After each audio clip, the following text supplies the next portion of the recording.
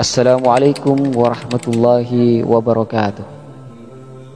Hamdan wa syukran lillah, salatan wa salaman ala rasulillah Sayyidina Muhammad ibn Abdullah wa ala alihi wa sahbihi wa mawalah.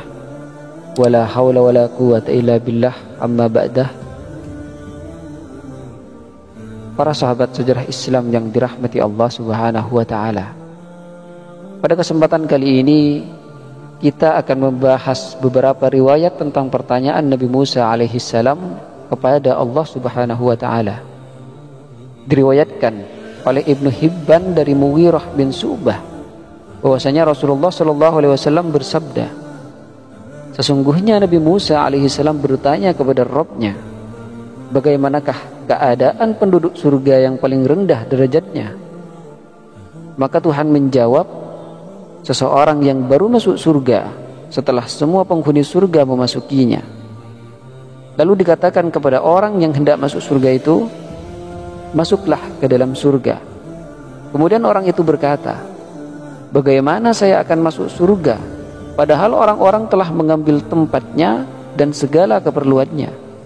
Lalu dikatakan kepadanya, apakah kamu ingin mendapatkan sesuatu di surga sebanding apa yang dimiliki salah seorang raja di dunia? Dia berkata, iya wahai Tuhanku. Lalu dikatakan kepadanya, kamu akan mendapatkan seperti itu dan ditambah lagi yang seperti itu pula. Kemudian orang itu menjawab, saya terima wahai Tuhanku. Lalu dikatakan kepadanya, selain itu engkau akan mendapatkan apa saja yang diinginkan dirimu dan enak dipandang oleh matamu. Kemudian Nabi Musa alaihissalam bertanya lagi, wahai Tuhanku, bagaimanakah keadaan penduduk surga yang paling tinggi derajatnya? Tuhan menjawab, akan aku sampaikan kepadamu tentang mereka.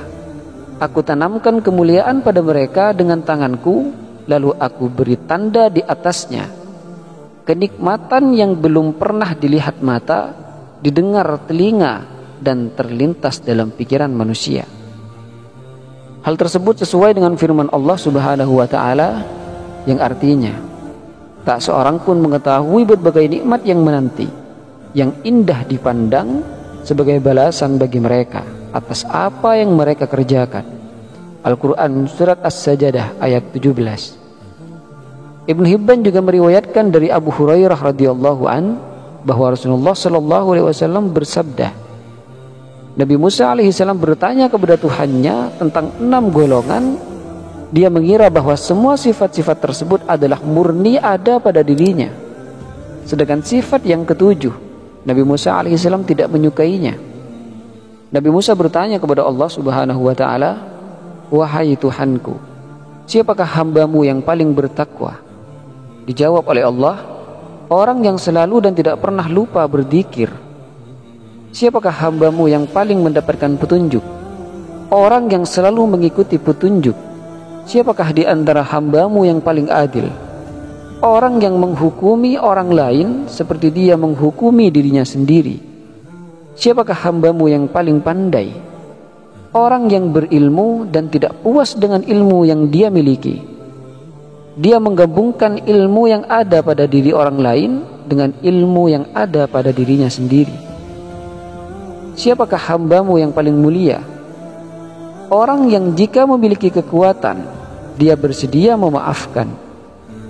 Siapakah hambamu yang paling kaya? Orang yang selalu ridha terhadap apa yang diberi. Siapa hambamu yang paling miskin? Orang yang kekurangan, yaitu orang yang merasa sedikit dengan pemberian yang dia dapatkan dan selalu meminta tambahan. Jawaban itu sesuai dengan sabda Rasulullah SAW yang artinya, kekayaan bukanlah tampak materi, tetapi kaya jiwa. Jika Allah subhanahu wa ta'ala menghendaki kebaikan bagi hambanya, dia menjadikan kekayaan tersebut dalam jiwanya dan ketakwaan dalam hatinya. Sedangkan jika dia menghendaki keburukan bagi hambanya, dia menjadikan kefakiran di depan matanya. Rawahu Ibnu Hibban.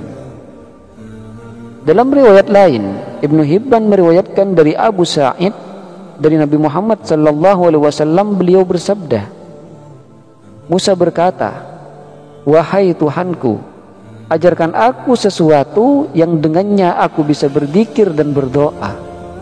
Tuhan berfirman, "Wahai Musa, bacalah la ilaha illallah." Musa berkata, "Wahai Tuhanku, semua hambamu telah membacanya." Tuhan berkata, "Bacalah la ilaha illallah." Nabi Musa berkata lagi, "Yang aku inginkan adalah sesuatu yang khusus bagiku." Dijelaskan oleh Allah Subhanahu wa taala, "Wahai Musa, seandainya penghuni 7 lapis langit dan bumi berada dalam sebuah timbangan, dan lafaz la ilaha illallah di timbangan lainnya, niscaya timbangan la ilaha illallah lebih berat daripadanya." Rawahu Ibnu Hibban. Riwayat ini dikuatkan oleh riwayat Nabi Muhammad SAW yang mana beliau bersabda, "Sebaik-baik doa adalah doa di Arafah, dan doa yang paling utama yang aku dan para nabi sebelumnya membacanya adalah la ilaha illallah wahdahu la syarikalah, lahul mulku wa lahul hamdu wa huwa ala kulli syai'in qadir." Rawahu Imam Malik. Demikianlah percakapan antara Nabi Musa alaihissalam dengan Allah Subhanahu wa taala. Semoga bermanfaat. Assalamualaikum warahmatullahi wabarakatuh.